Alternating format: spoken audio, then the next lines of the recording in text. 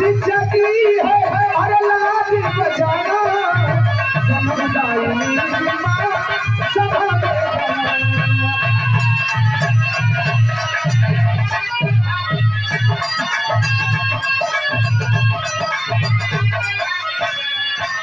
भाई सुदर्शन मुसलसल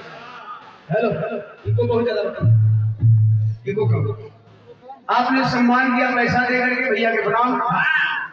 उपस्थित जन समूह के कोट कोट समूह भजन के आखिरी भाग में बेटा के भैया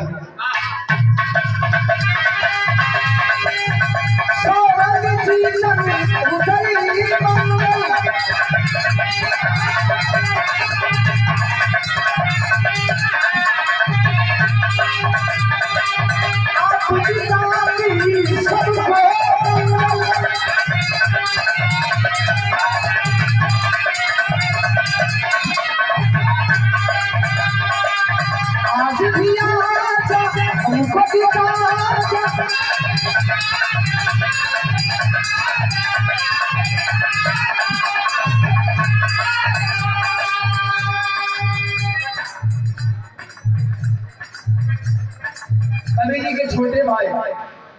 राम शिष यादव जी गार्जियन महोदय के द्वारा 100 रुपया और कवि जी की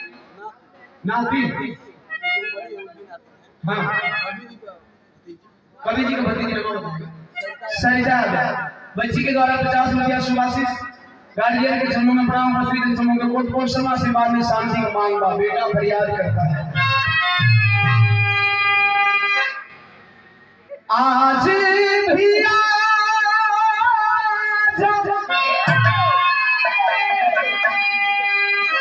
हमको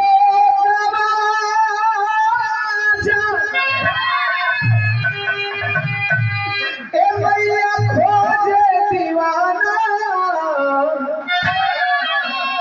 जन्मदायिनी